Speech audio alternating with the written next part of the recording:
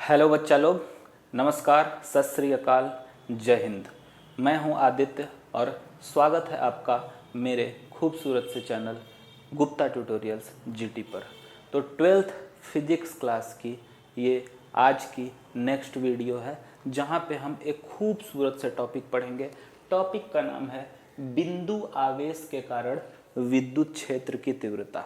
देखिए, ये जो टॉपिक पढ़ने जा रहे हो, बिंदु आवेश के कारण विद्युत क्षेत्र की तीव्रता, अगर आप इसको नहीं पढ़ोगे तो आगे आप पढ़ोगे अक्षीय स्थिति और निरक्षीय स्थिति, वो समझ में नहीं आएगा। तो आगे के बहुत सारे टॉपिक को इवन आप नेक्स्ट चैप्टर में भी जब जाओगे विद्युत विभव में, तो वहाँ पे भी इसका आप अंतर करोगे वहाँ पे। तो इस टॉपिक को पढ़ना बहुत ज़रूरी है। हो सकता है ये एग्ज़ाम में आ भी जाए और ना भी आ जाए।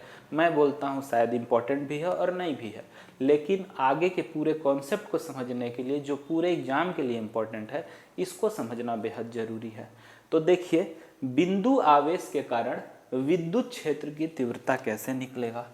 तो मान लेते हैं हम बिंदु O है और इस बिंदु पे एक आवेश रखा हुआ है प्लस Q आवेश। अब ये बिंदु आवेश है। देखिए, बिंदु आवेश के कारण हमको क्या करना है, विद्युत क्षेत्र की तीव्रता।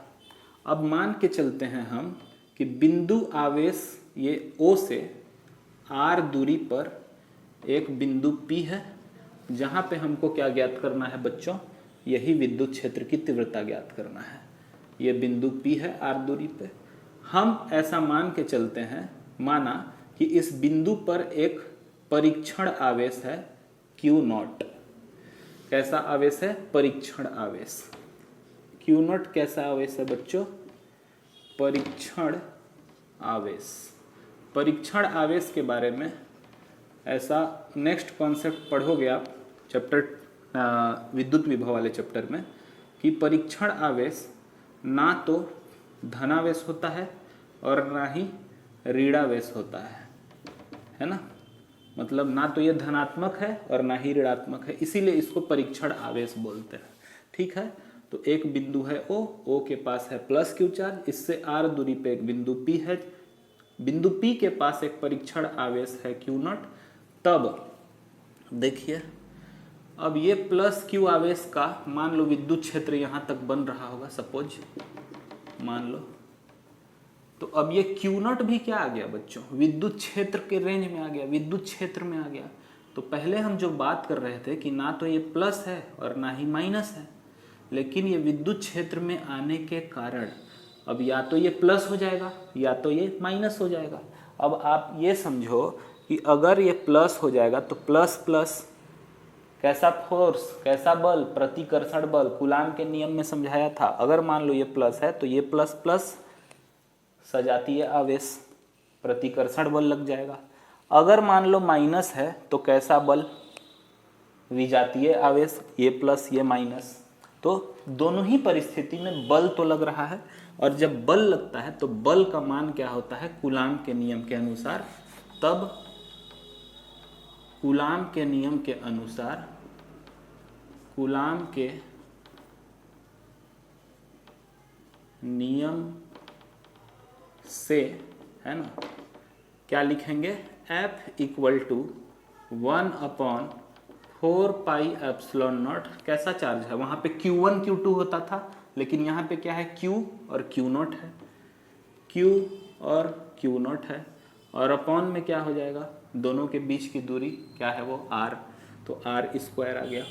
इसको दे दीजिए समीकरण नंबर 1।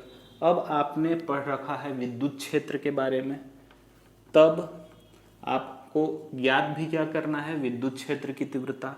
विद्युत क्षेत्र की तीव्रता को किससे दर्शाया जाता है बच्चों, तब विद्युत क्षेत्र की तीव्रता, और विद्युत क्षेत्र की तीव्रता को किससे दर्शाते हैं, E वेक्टर से दर्शाते हैं। E वेक्टर इक्वल टू क्या हो जाएगा, F वेक्टर अपॉन Q0। ये फॉर्मूला आप लोग पहले पढ़ चुके हो, विद्युत क्षेत्र वाले टॉपिक पे बहुत अच्छे से मैंने बताया है, वहाँ पे देखिए। ठीक है, अब देखिए, जब E का मान है F अपॉन Q0, तो F का जो भी मान ये दिख रहा है यहाँ पे पुट कर देते हैं हम। तो जब F का मान यहाँ रखोगे तो E इक्वल टू क्या निकलेगा 1/4πε0 और क्या है Q0/r²। ये तो हो गया F का मान, नीचे क्या है अपॉन में Q0 है, कोई दिक्कत।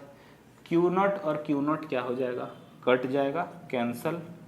तो E वेक्टर इक्वल टू क्या बचा बच्चों 1/4πε0 Q/r²।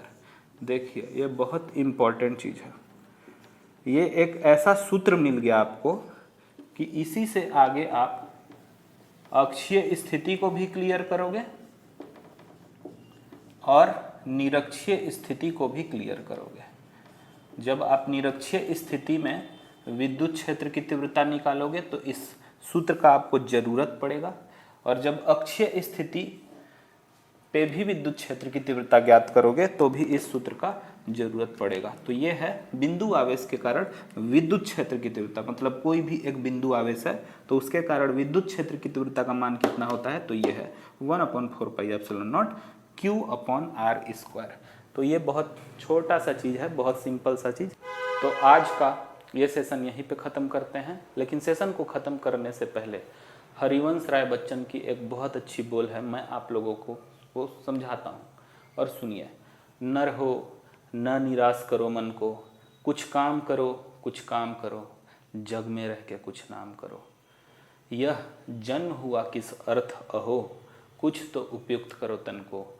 नर हो न निराश करो मन को, कुछ काम करो कुछ काम करो, जग में रह के कुछ नाम करो। तो चुपचाप बैठे नहीं रहना है, उठाइए कॉपी पेन और पढ़िए फिजिक्स, पूरा धुआं धुआं उड़ा दीजिए, एकदम चारों तरफ धुआं धुआं हो जाए। पढ़ के भी फिजिक्स बोले आपको, इतना पढ़ो कि फिजिक्स भी आपको बोले कि बस भाई अब सक्सेस तेरा ही है। तब तक मिलेंगे नेक्स्ट वीडियो में, तब तक के लिए जय हिंद जय भारत।